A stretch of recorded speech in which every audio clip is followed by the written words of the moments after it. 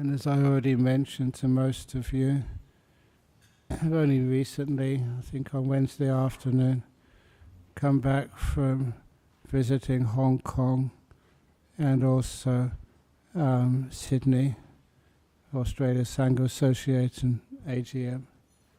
I still keep myself very busy, but sometimes I don't feel busy. Weird. But what is busyness? Is that a perception or a reality? A lot of times people love to blame things like health on being too busy.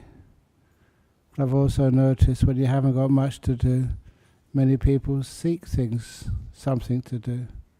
It's almost like we disturb our peace and want to be busy. I've often wondered why that is. It's because we're scared of peace. It's like if we're very peaceful, it's like we're not doing anything. It's like there must be something wrong with us. But please know that you produce so much more, achieve so much more, the more peaceful you are. Does that make sense to you? Let's explain it. I look at my own life. I spend hours and hours and hours sitting on my cushion in a cave or in a room here or somewhere. And sometimes I think I'm not doing very much. But if I look at how much I do in a year or in many years, built many monasteries, many sanghas, done a lot to help our Buddhist society in West Australia, be one of the biggest in the world. I know that because I go overseas, and you see it. And just how much it's connected with so many people overseas. I have these wonderful experiences. One of the reasons, there's not really a reason why I go overseas to teach, but even when I was in Hong Kong, I was quietly having my lunch. Somebody was sponsoring my lunch in a little restaurant I think they call it Kennedy Town. It's over in Hong Kong Island. And when I was having my lunch there, this lady walked past, a young lady, and she pressed her head against the window to look because she recognized me. And she had an English, her husband, who encouraged her, go in and make sure, see if it really is him. And it was like being a pop star. She came in there and said, "You're AjahnBrahm. Oh, I'm so excited." That's what she actually said. And her partner said, "Oh, she listens to you all the time." And she said, "Thank you so much." And I was just trying to have a quiet lunch. I know you can't have a quiet lunch here in Australia. Too many people try and come and talk to you. But I never expected this, in Hong Kong. And why? Because, somehow or other, when you talk, you can connect to people and solve some of their really important problems. So the talk which I really wanted to give this evening is because I've seen this in places like Hong Kong and many other places in the world, is anxiety. People have far too much fear of the future. And sometimes it's a fear which never actually manifests. So how can I actually prove that? And actually how can we deal with sometimes people say, "AjahnBrahm, you don't know what it's like." And I've been around a long time now, and I think I know what many things are like. But I also know just how anxiety causes the very things which one is afraid of. And to start the talk, there's one of my old stories, which I saw on British TV when I was still a student. And that was I was a Buddhist when I was 16, but what do you do if you were a Buddhist in London at 16 years of age? I didn't know where to go or what to do. I should have been much smarter and just looked in the yellow pages, be for Buddhist or something, but I never thought about that. So anyway, there was a TV series on called Kung Fu. And I don't know if any of you are old enough to remember that. And there was this blind master and little grasshopper. And grasshopper, being his student, was learning about your mind, how it works, and how to deal with difficulties and problems in life. One of my favorite episodes, which I will never ever forget. In fact, I did write about that in one of the books which I composed. It was when little grasshopper was taken into this darkened room by his master. He said, "Little grasshopper, I think you're ready for this little lesson. Walk to the center of the room slowly. Allow your eyes to accommodate to the very little light. What do you see?" And little grasshopper walked very carefully, mindfully you might say. And little grasshopper said, that was his disciple's name, "I see a lake, like a swimming pool. Be careful. Don't go too close to the edge, but just have a look in. What do you see on the bottom of that swimming pool?" "I see bones, Master. Human bones. Leg bones, rib bones, even skulls." "Exactly, little grasshopper, because that isn't a swimming pool full of water. That's a swimming pool filled with strong, concentrated acid." And I hope you haven't heard this recently. I hope you're getting scared like I was getting scared. "What else do you see?" "I see a plank of wood stretching from one side of the swimming pool to the other side." "Yes, little grasshopper. Exactly 7 days from now, you will have to walk on that plank from one side to the other side of the pool of strong acid. And if you don't make it, your bones will join all the other bones in the bottom of that pool." I was young at the time, maybe about 19, but even I was scared.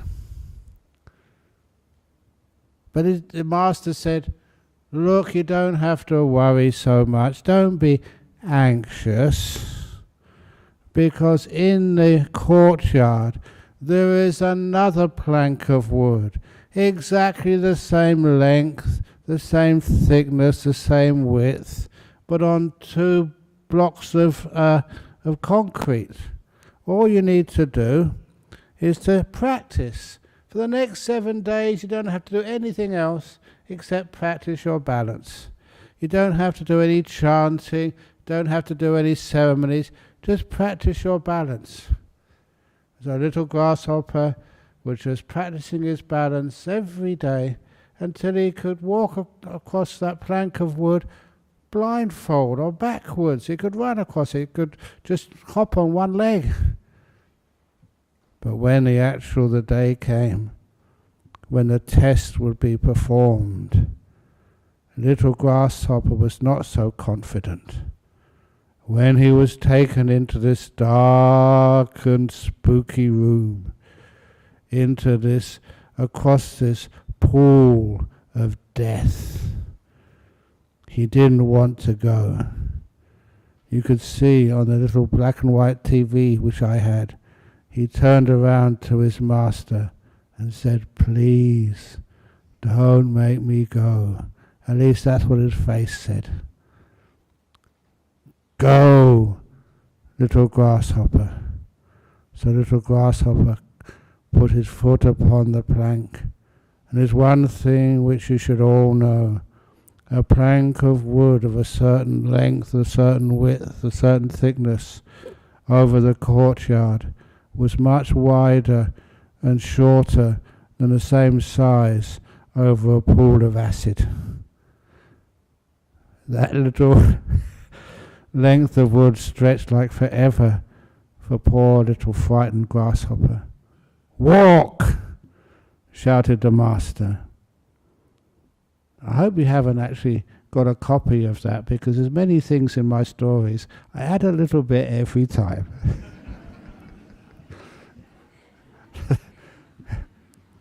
I know someone said this, I don't know if it's a good Buddhist saying, never let the truth stand in the way of a good story.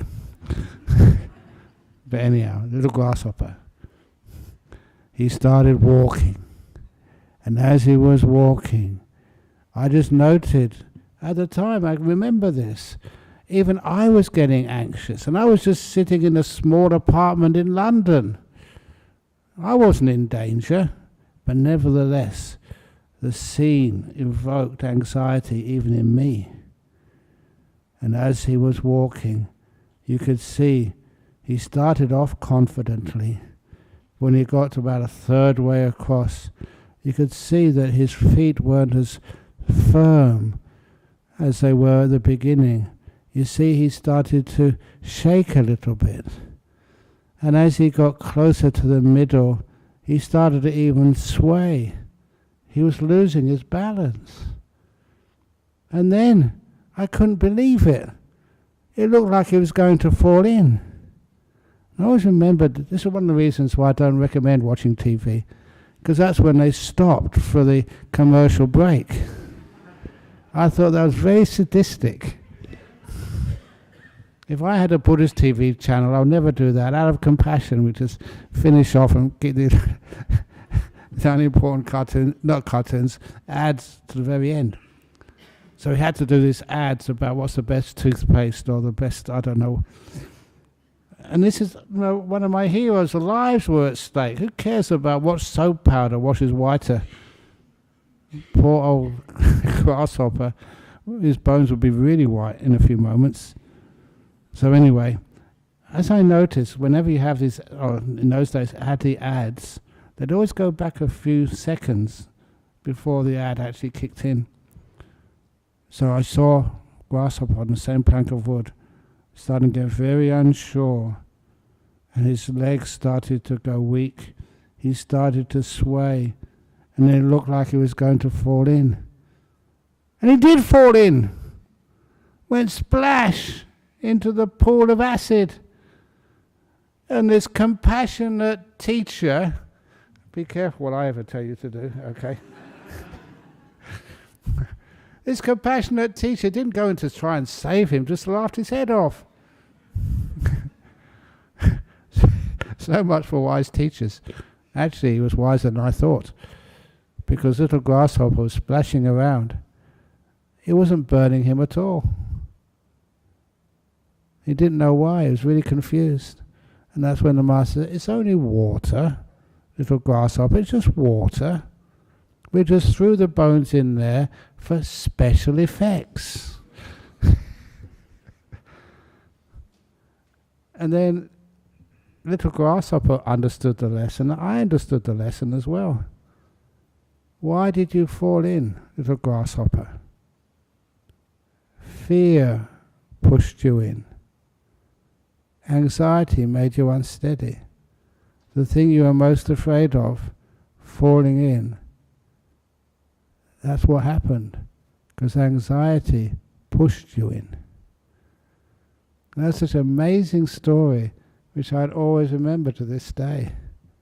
It's anxiety. Why do we get anxious? A lot of times it is not the best way of dealing with the problem. When we get anxious, we tense up, we don't see things as they really are. We see all the things which might go wrong. We never see the things which might go right. And basically, I'm not able to predict the future. Why do you think you are?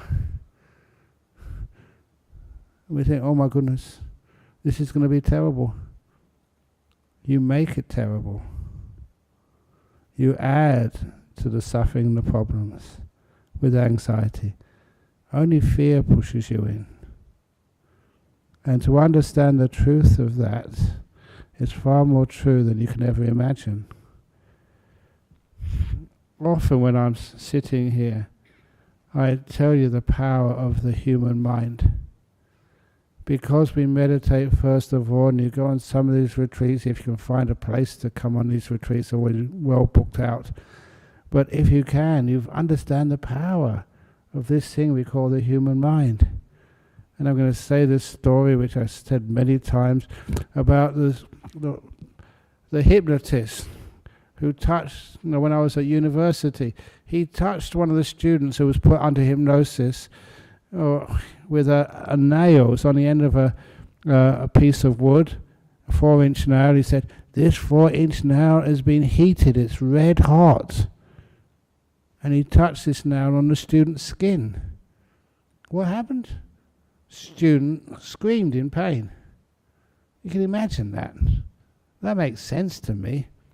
The student, under hypnosis, was convinced this nail was red hot, and he screamed. But what really challenged me was when a blister came up. And that didn't make any sense to me. Now, one was just imagination, mind, you like it, you don't like it, you scream if it's in great pain. But actually a wound coming up on his skin.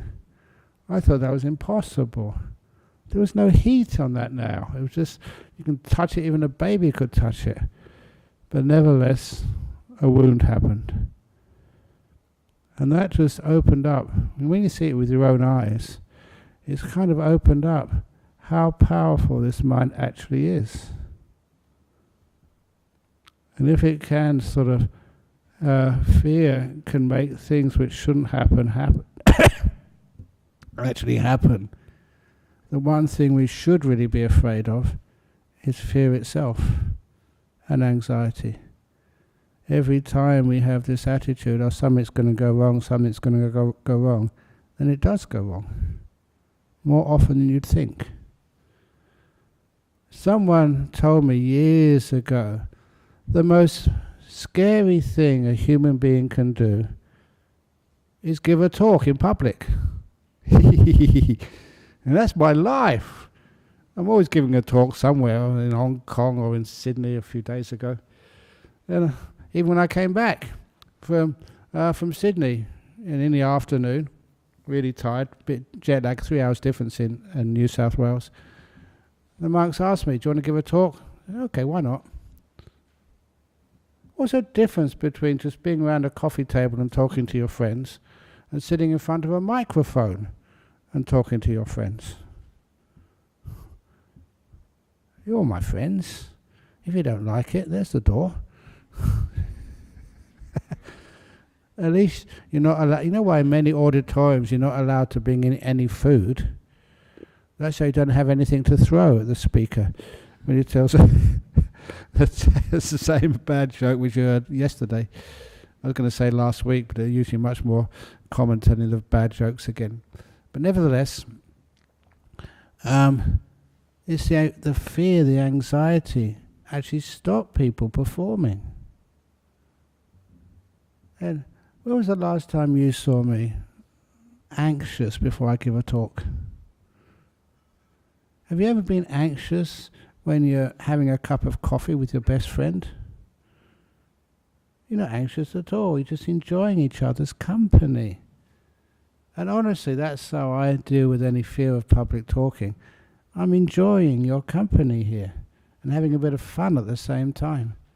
Years and years and years ago when I started teaching, to undercut all anxiety, what I decided, look, if people come to my talks and they like the talks, then the committee of the Buddhist Society of Western Australia will invite me to give the next week's talks as well.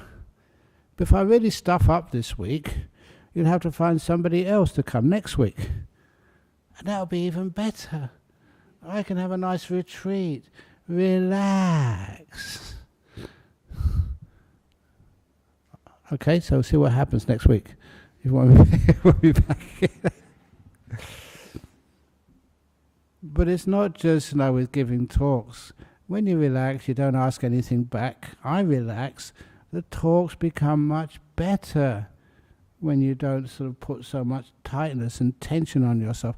And that is actually how I was taught by Ajahn Chah to teach, or rather to present talks. You know what he did one day? It was the full moon day in February, what they call Magha Puja in Thailand. It's also, they celebrate that in Cambodia and many other Buddhist countries, the full moon day in February. And so we all had to go to their big monastery in Wat Ba Pong. And there was, some of our monks were there very recently, went for a visit. Big monastery, lots of monks there. In that day, maybe about 60 or 70 monks for the day. And then so many, couple of thousand. This was in 1980 or something. Lots of monks there, lots of about 2,000 or 3,000 lay people there. And they all did, the ceremonies, the chanting and stuff. And then, what would you expect? You'd expect Ajahn Chah, the famous monk, to give this important talk on the full moon day of February. And it was an important occasion. That's what people expected, him to give the talk. But Ajahn Chah, this is what he did that evening. He did it quite often. He looked down the line of monks with his eyes. And he went past all the senior monks and got to the middle monks, past the middle monks to the junior monks. I think I had about 4 years as a monk at that time.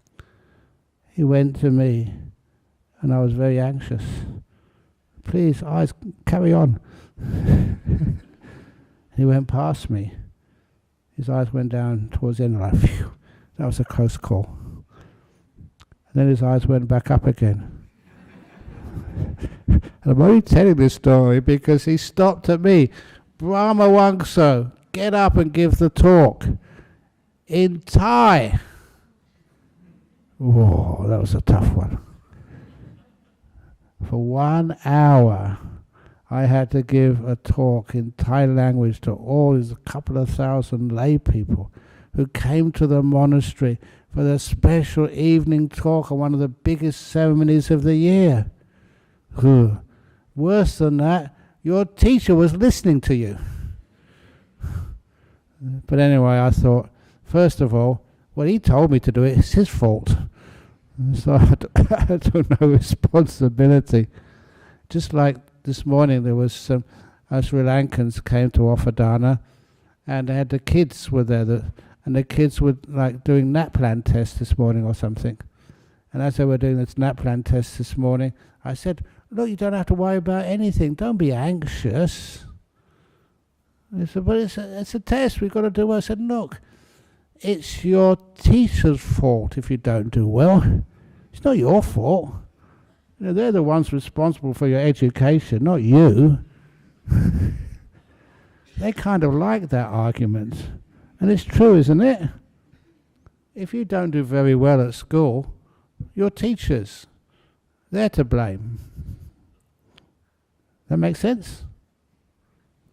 So any of the monks or the nuns at Dhammaloka, the ones I've ordained and taught, and even you, those of you who've been on my retreat, if you don't get deep meditation, whose fault is it? So don't be anxious. People just take too much responsibility for their own. Is it your weakness? I know some people have said that. If ever I shouldn't say this, but I started already. If your mother and father complains about you, say, well, you gave me the genes, it's not my fault. So anyway, why is it that most things which we are anxious about, afraid of, is our performance? A lot of times people are way too critical of themselves. I don't know if you ever tried this, but when your group of friends, and sit around a table and just when you're relaxing and ask your friends, what do you think of me? And write it down on a piece of paper. And then you write down what you think of them. As honestly as you possibly can. Give it to the other person. The first time I did that, I was really surprised. Is that what you think of me, really? I said, yeah. This is what I think of you. No way. What that did was actually inform me how I assumed my friend was looking at all my faults.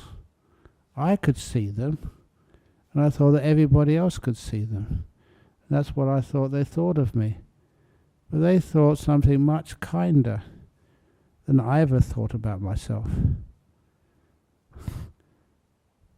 A good friend would actually be much more honest than you can be about how good you are, how bad you are, or whatever. And I was surprised. Why was I more critical of myself than even a good friend? I say a good friend because sometimes when people are just in a bad mood or they're tired, even there was one of these guys I met in Hong Kong. He was very wealthy, and I mentioned to him, instead of just keeping the wealth in the bank, why didn't you start a retreat center in Hong Kong? But I said, not a meditation retreat center, a sleep center. All I want you to do is actually to find a place where you've got really comfortable beds, really good food, no TV or limited internet access. So all you do there is just go to bed and catch up on your sleep with no other responsibilities at all. Single rooms with nice en-suites, so you can just have nothing to prove, nothing to defend, just sleep. And this rich guy said, I don't know if I've got the effort to build it, but I'll certainly go there if there was one. That's the trouble with AjahnBrahm Retreat Center. We actually do things there like meditate. Just imagine you have this lovely center, not expensive, and all you do there is have a nice bed. You can get up, no alarm clocks or bells. You can get up whenever you wish. And when you get up, you can have breakfast or lunch or dinner. Just don't worry about the time of the day. And then you can go back to bed again afterwards. You can go for a walk if you wish, but just a nice place where you can truly relax. A sleep retreat. Okay, now, how many of you would like to go there? Me too. I would like to. Because sometimes we're tired, and sometimes just to be able to sleep, to be able to relax, to be able just to go to a place where nothing is asked of you, where you can accept yourself and your condition of your body. You're not anxious what other people think of you. You're not anxious at all. You don't have to prove anything. We learn anxiety when we're really young. How did you go at school today? Oh, terrible, Mummy. Don't ever do that again. You know that story where I was a school teacher for 1 year, but still, on one of my classes, when I gave out the end of year report card, one of my students in the class of 30, one of my students came bottom of the class. One person had to come bottom of the class. Doesn't matter how intelligent you are, you can't always be top of the class. One has to come bottom of the class. And I don't know why people feel that's a great failure. You've heard me say before, if you get an F at school, what does F mean? Fantastic. So anyway, the kid came bottom of the class. They knew I was a Buddhist. What do you do with someone who comes bottom of the class? You could see they started to get depressed. That's what school does. Grading people, assessing people. Someone has to come bottom. And when they do, you can see their shoulders slump, their head goes down. And look at their body language. They start, you don't need to actually read their mind. You can imagine what they must be thinking. Have you ever come bottom of the class? If you haven't, you've missed out on life. So this kid is about 13 or 14. When I gave him his report card, I had to I couldn't resist just letting him suffer like that. That's not my character. I can't do that. I said to him, this young boy, he said, I know you, that, you did this on purpose, didn't you? You came bottom of the class in maths because you are a good bodhisattva. The word bodhisattva is Mahayana Buddhism. It means somebody who sacrifices their own happiness and well-being to save their friends and companions from having to suffer. You took this position on purpose, so your friends don't have to face what you're going to face tonight from your mum and dad when they found out you come bottom. You're a hero. You did this on purpose. I know you. You're much better than this, but you decided to deliberately fail this exam so no one else of your friends has to fail. And I'm going to go to the principal's office straight after this class finishes, and I'm going to recommend you for the prize and the school prize giving of Bodhisattva of the Year award.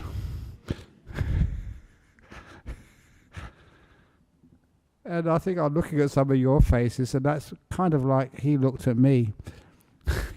Who is this crazy teacher who's been teaching us? He laughed, and I laughed too. And I did add the proviso that it said, in this school, you're only allowed to win the Bodhisattva award once. So next year you do so much better. I know you can do that. All that did was to take away his idea that he'd failed. This idea that he wasn't good enough. That somehow or other he was discriminating against himself. I'm not good enough because I failed. That's what anxiety is. That causes the anxiety. You can't stand that feeling of rejection, that feeling of not being good enough, that feeling of being different, that feeling of just, I've fallen into the pool of acid. And the wisdom of that master in that TV show, Kung Fu, was showing it's not acid, you don't burn. It's not a problem at all. But the fear that it's a problem creates a problem.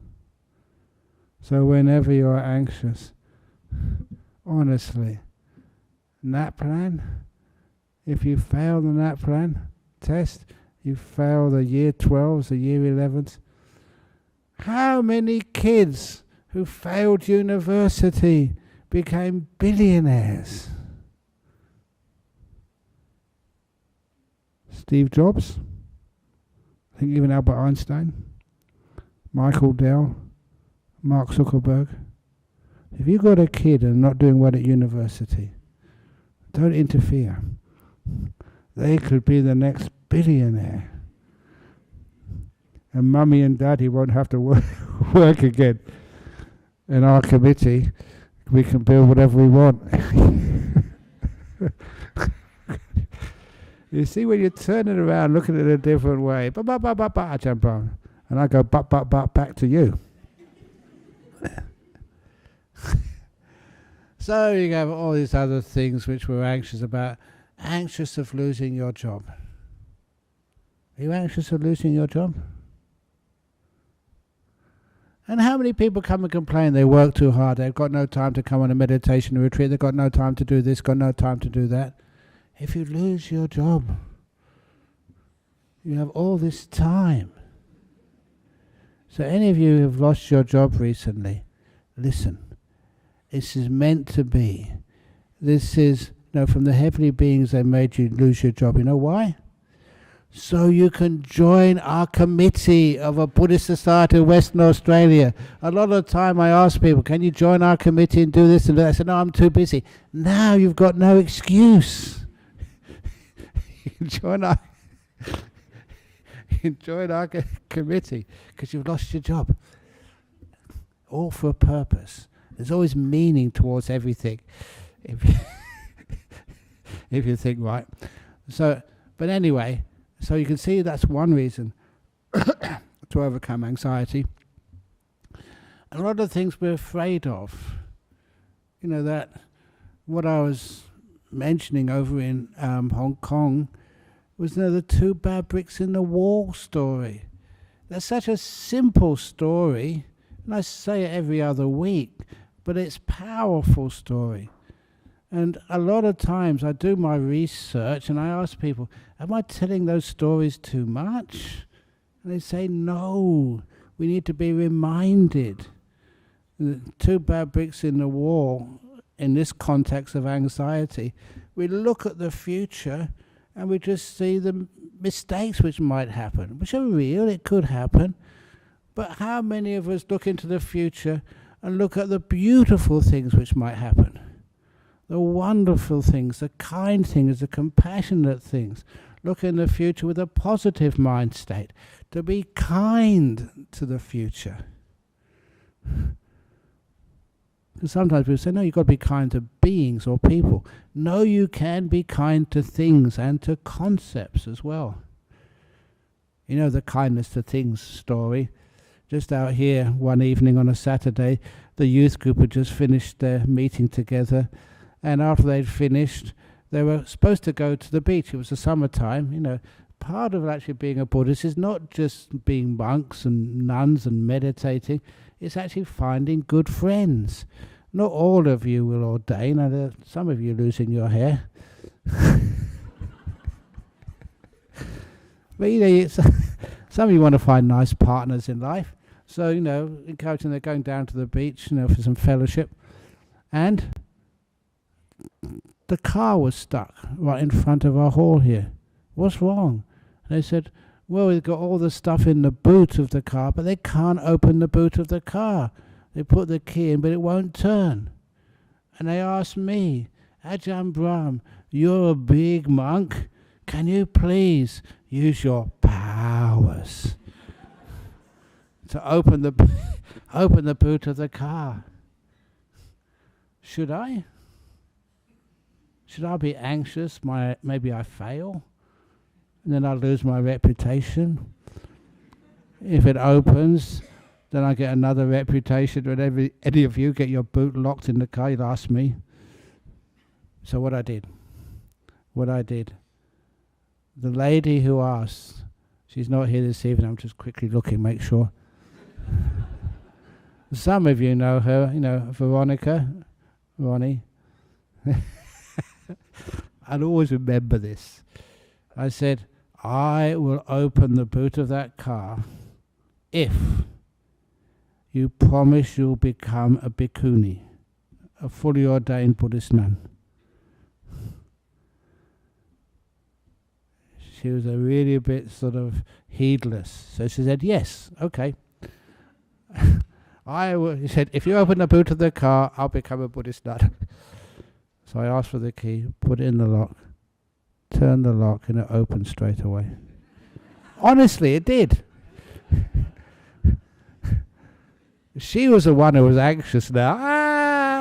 I don't want to become a nun.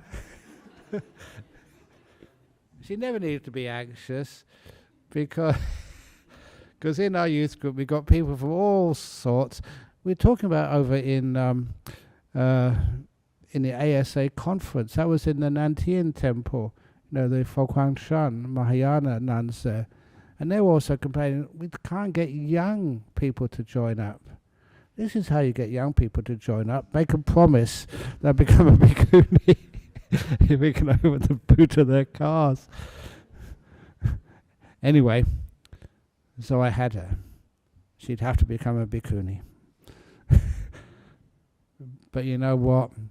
Eventually I was outdone. There was one of the other members of our youth group was a trainee lawyer. Never trust lawyers. I shouldn't say that. I said it now. And the trainee said, yes, she said she'd become a bhikkhuni, but she didn't specify which lifetime.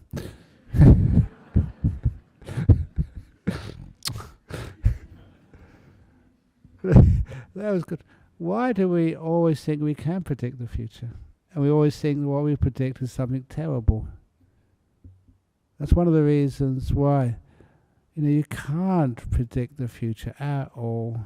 You know all those stories. What's going to happen to you? I can predict your future.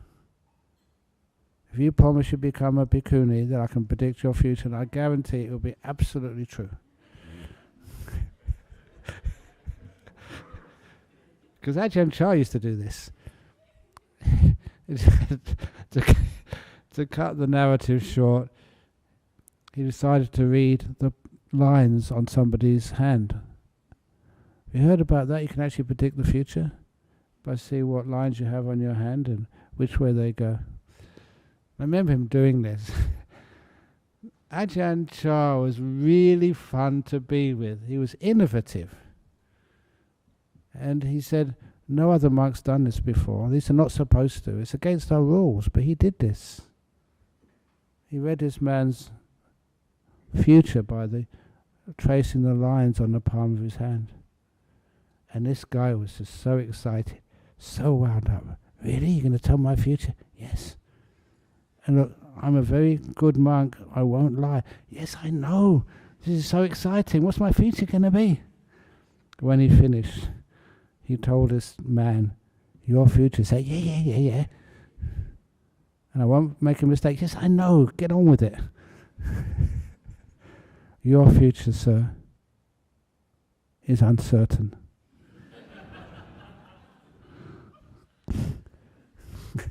And that's not just a joke. That has really very deep meaning. The future, your future, each one of you is uncertain. It's work in progress. You can mess around with your future. Change it this way and that way, whichever you really have the wisdom and the kindness to do. And look, to being serious, I've seen this so many times. There's so many people who should be dead. Cancers and all sorts of other diseases, and they're not. You know what are those stories? One of many.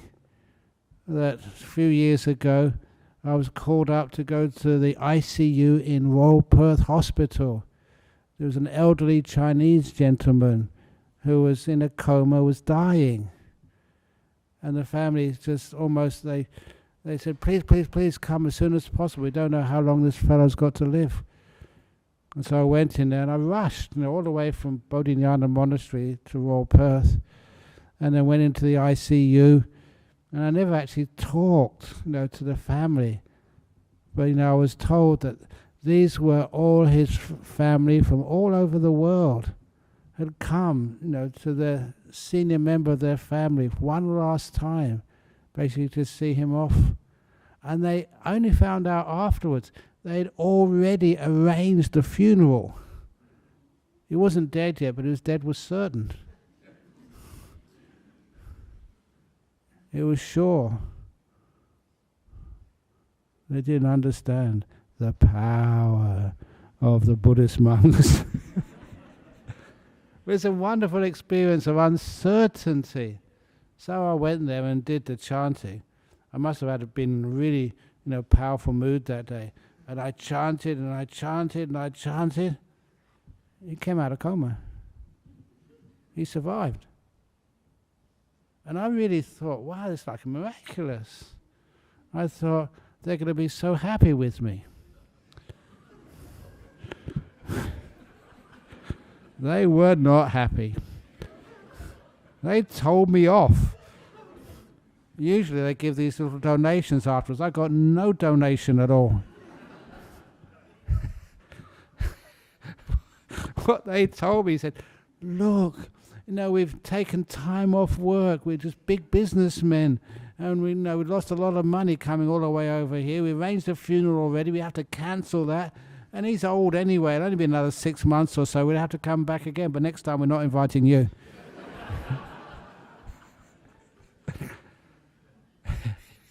And it was from that experience that these days, whenever I have to go into a hospital to chant for somebody, I always ask them, what type of chanting do you want, please? Die peacefully or get better chant. I got to know. It's your mistake for not telling me. Because life and death are uncertain. How can you be anxious about something you don't know? So that's one of the reasons why all the anxiety which people have is overdone. The end of the world. Are you afraid of the end of the world? If it is the end of the world, you don't have to be afraid. No one's going to be here afterwards. So don't be afraid of the end of the world. Losing your job, losing, your health. If you lose your health, you can get it back again. Can you? Why do we assume too much? So a lot of time when so the future is work in progress. That shows you there's many things you still can do. So instead of just getting worried, anxious, and allowing that to push you in to this pool of acid, which is only water, we can look at life in a totally different way. Instead of being anxious, no, there's nothing to be afraid about. Life, death, success or failure, that's part of the world. It's not really part of you. You're different. You're immune. You give it your best shot and see what happens. That's all you can do. And you can enjoy failure all the way to the morgue. Did you hear that? In other words, there is nothing called failure. You may say that. Wise people will never say that. You gave it your best, you learned so much. Wonderful, well done. You don't have to be afraid of anything. Are you afraid of letting go of anxiety? Can you live without it? Already addicted to anxiety? That's one of the reasons why apparently we've just installed these automatic lights around our centre over here. Oh, there's nothing to be anxious about here now. And what about snakes? Are you afraid of snakes? Don't have to worry, they're all Buddhist snakes here by now. We've been here such a long time. Robbers? Bandits? They're just teaching you how to let go. Okay, I think I better stop soon, otherwise I'm going to get into really big trouble. Our monastery was robbed a few years ago. You remember that story? That some robbers, they went into our workshop and stole all of these expensive tools like chainsaws and generators and other saws we used to build our monastery. And the first thing I said to the monks when I found out, we had a meeting afterwards, please, people can steal your possessions, but never let them steal your happiness and your goodness. That's your most important possession, if you call it possession. Your forgiveness, your peace, your happiness. You don't have to allow anybody to steal that. And anyway, when we found out exactly what was stolen, and we claimed for insurance, which we got the full insurance payment thanks to our good ops manager. And when we had all this money, we got everything which was stolen. We managed to get new ones instead of an old chainsaw, which was really just on its last legs, we got a new one instead. Much more efficient, much better. Generators, the old ones were really noisy. These were state-of-the-art ones we got. We replaced everything, and we had something left over as well. It was actually quite a good deal. And I'm still trying to find that thief so I could actually bow to him or say thank you and invite him back again. Of course you can't do that, but just you can get the idea, the attitude there. Well, be anxious instead of have some fun instead. Thank you all for listening. Sadhu, sadhu, sadhu. Now my anxiety really starts. The questions. Did you like that talk? So you should send me overseas more often. Thank you. Thank you. Very good. Here we go. Oh, good. 1, 2, 3, 4. Oh, this is good. We've got one from Ireland, one from Bolivia, one from Poland, one from Malta. Nothing from Hong Kong. From Ireland. Do you know what day it is on Sunday? St. Patrick's Day. Yeah. So happy St. Patrick's Day from Ireland.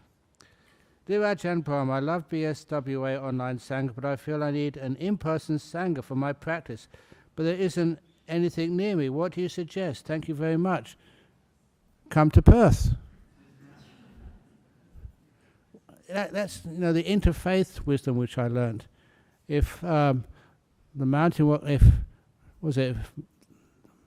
Muhammad won't go to the mountain has to come to Muhammad. I know that's Islam, but from Ireland, if you would like an online Sangha, but you need an in-person Sangha for my practice, come to Australia. It's a very lovely place. We like Irish people. So that's my solution. If that doesn't work, solution number 2 is come to Australia, ordain as a monk, and then you can go back again after a while. If that doesn't work, I don't know what else to say. Anyway, there are some Sanghas over in UK. I think that's the closest. And to let you know, I think it was a couple of days ago, that we transferred the money from... my fingers are in so many pies.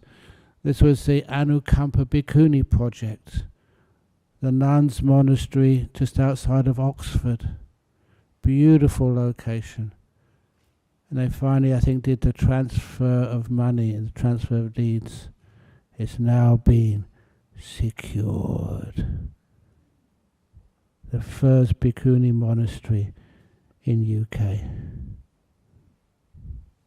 You're just going to sit like that and you're going to clap or say, yay!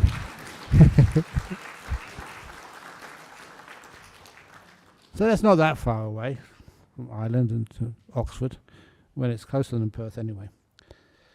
From Bolivia, what is Sampajanya or clear comprehension? Why did it go together in Sati Sampajanya? Sampajanya literally means with wisdom, with understanding. It's like Sam plus Pajanya. And Pajanya is shortened to Panya mostly.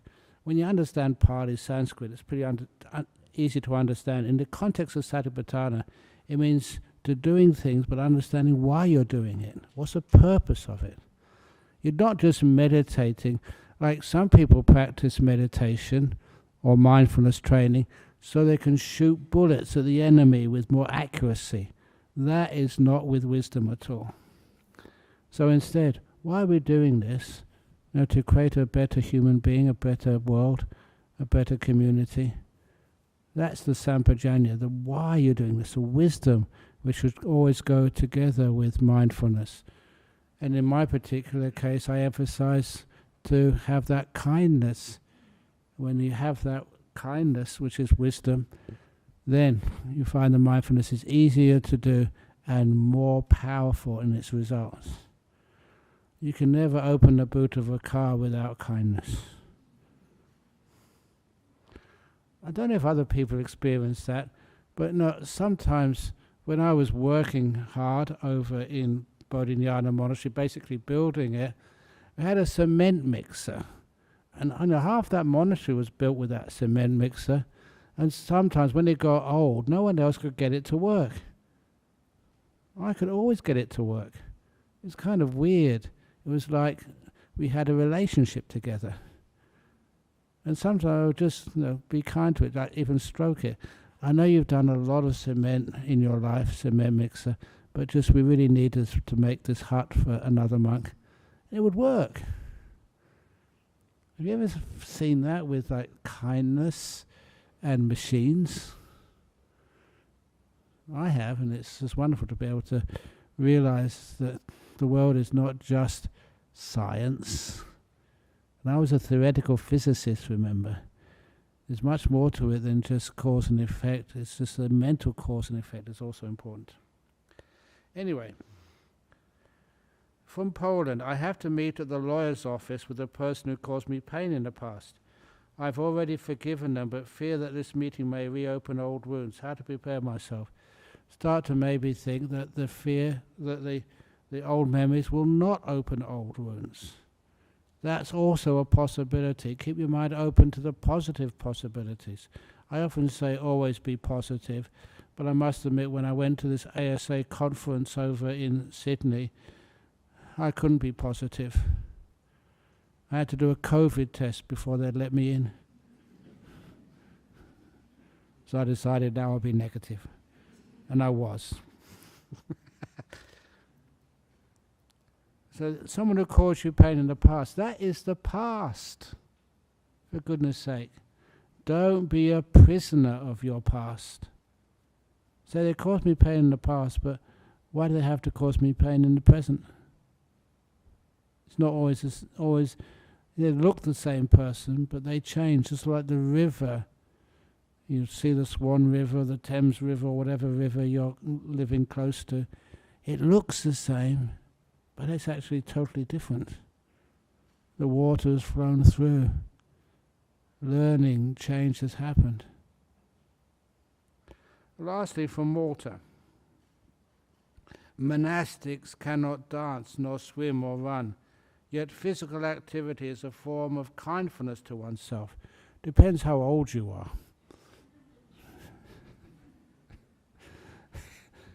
Is physical activity kind to me? Honestly, I like being a rebel. And sometimes just meditation is a far better health practice than, say, running or walking. Shall we prove it? Okay, I don't know where you're from, but do you want to run home tonight? I'll just sit here. Do you agree I win? Yeah, okay. I haven't told this story for a long time. I told this over in Hong Kong. There was this guy, actually he was a minister in the Thai government many decades ago, hundreds of years ago. And he was really smart. He was so smart that everyone else was jealous of him. The king always preferred this minister's advice than anybody else. So you know what it's like in politics? They decided to gang up to get rid of this guy. He was always embarrassing them. So they decided to challenge him. So in the morning, in front of the king, they said, "Your minister, you're so lucky to have such a wise and experienced minister. He knows everything." And the minister said, "Yeah, that's true." He was so arrogant. And the other minister said, "He probably knows how to read our minds." And he said, "Yes, I do." He'd fallen into their trap. They'd already agreed. Even if he could read their minds, even if he said exactly what they were thinking, they would deny it. How can you prove what a person is thinking? So he said, yes, I can read all your minds. So what are we thinking? And then this minister said, actually every one of you is thinking the same thing. You're always thinking kind and benevolent and loyal thoughts towards His Majesty. And I said, yes. It's amazing, you read our minds. Of course they weren't thinking that at all. But to deny that would put them in big trouble. Anyway, here we go. Monastics cannot dance, nor swim, nor run. Actually, if you're living in a monastery, which is next to a big lake, like there was one monastery in Thailand, which was on a peninsula, and so they had to learn how to swim. That was just out of safety, but not out of fun. Dance, I think I did mention when we do circumambulations in the forest sometimes, over in Thailand, we step on these biting ants. Then you can see monks dance. Run. Actually, that even if it's like a bushfire, we're always told not to run. Because when you're running, you're more liable to fall over. A form of activity is a form of kindfulness to oneself. Some Buddhist monks are martial arts experts. Ooh, you better look after them. How do monastics keep fit? A lot of times we do like some work in monasteries, build monasteries. And even just walking is a very good exercise. Especially if you see our monasteries, they're always on hills. So even here, tomorrow morning, from 8, what time is it, Bindabata? 7, we leave? About 7:15, sometimes 7:20. We do a walk around the suburbs of Nolamara. It's called Bindabata, arms round. And it's such a beautiful thing. I should have advertised this a long time ago. A few people come either right in front here, we walk around the suburbs, around the suburb, and we have an arms round. Such a beautiful Asian thing to do, but it's great in Australia as well. And people just have a little gift of food and they put it in the monk's bowl. It's not that we need more feeding, but it's just a beautiful way of connecting. So that's the morning arms round. If anybody lives over here in Nolamara, it's a great thing to be able to do. I'm not saying that because I need more food, I've got too much, but the kindness, the tradition, and you've seen that in many Asian countries, especially places like Thailand, but also in Sri Lanka as well. So if ever you want to do that on a Saturday morning, it's a beautiful, beautiful thing to do. Okay. Quick, any questions from the floor here? Going. Eddie, you can ask a question. That's a surprise. I want to say something, AjahnBrahm. Okay, go on, yeah, sure. AjahnBrahm, in order to deal with anxiety, you think we should bring in stress too, to get a distinction? Don't you think, Ajahn, stress is the longer term thing, Stress is dealing with emotion, disturbing emotion. Yeah. It comes on and off, on longer term, isn't it? Whereas the anxiety is a short term one, It deals with racing, boom, boom, boom, boom, and all that associates with fear, That it arises soon and it goes down soon too, these things. Yeah. I agree. Yeah. You see, yeah. And because I don't know whether to share. The other day I went through anxiety, and I get it off within 15 minutes. Only 15? Yeah.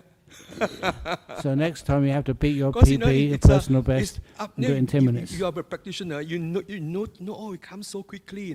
It deals with it's with fear. Fear, this thing, okay.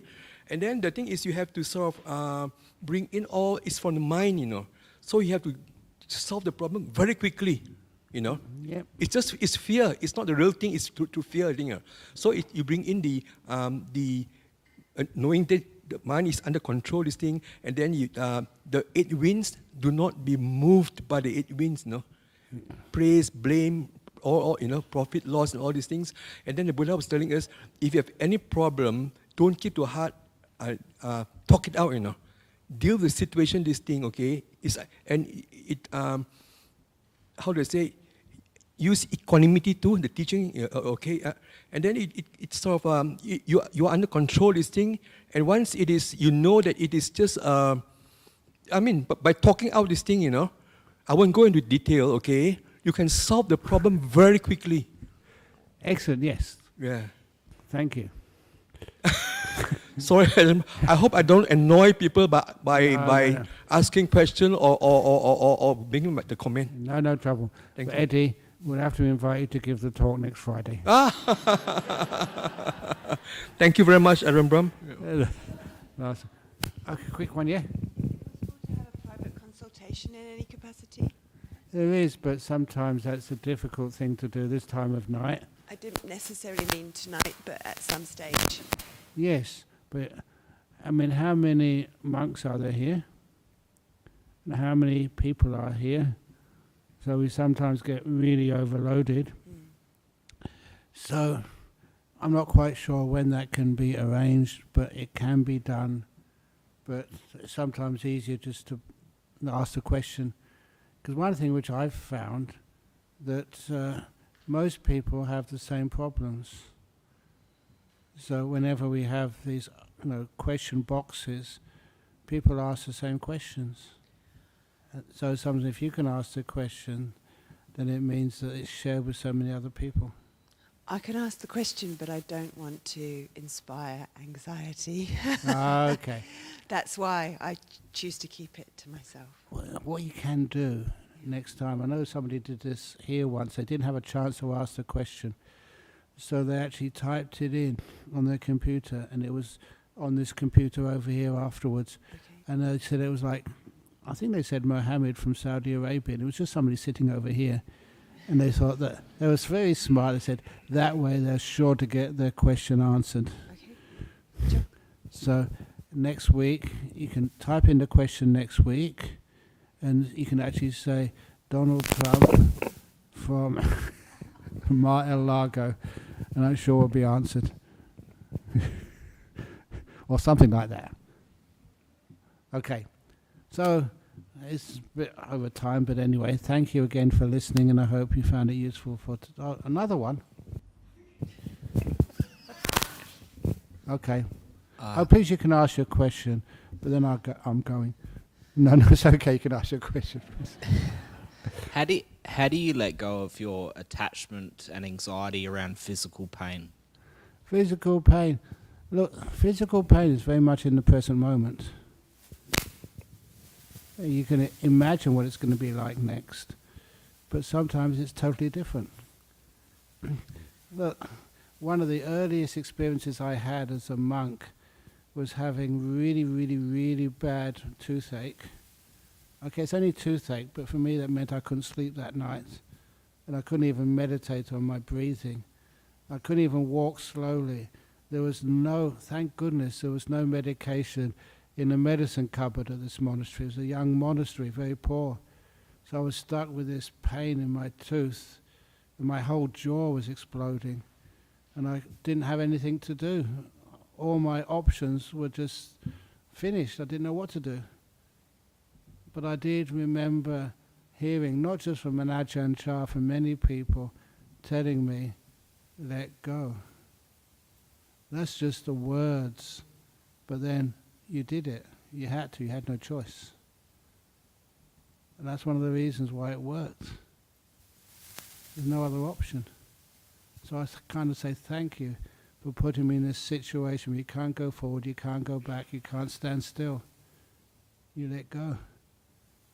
And the change was so instantaneous, from pain to bliss. And I'm not exaggerating, because I'm a monk, it was such a long time ago, but that took away the fear about pain, the anxiety.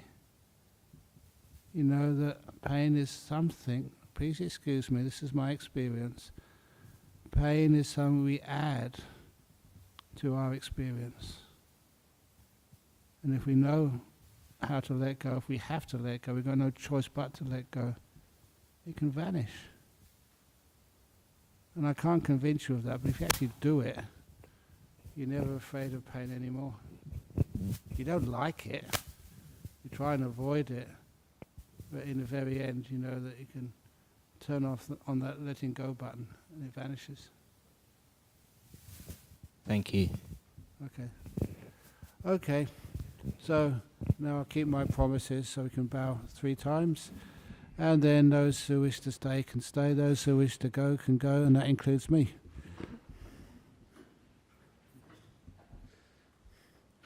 Here we go.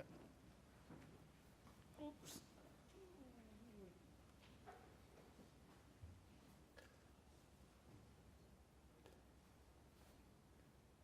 Arahang Samma Sambuddho Bhagava Buddha Bhagavantang Abhivademi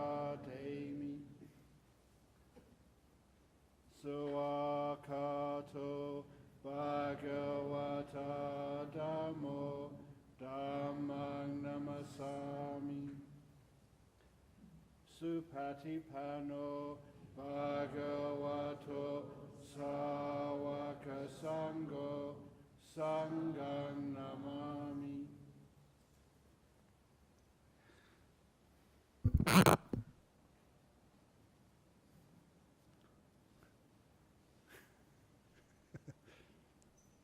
You don't bow now, just say bow to us.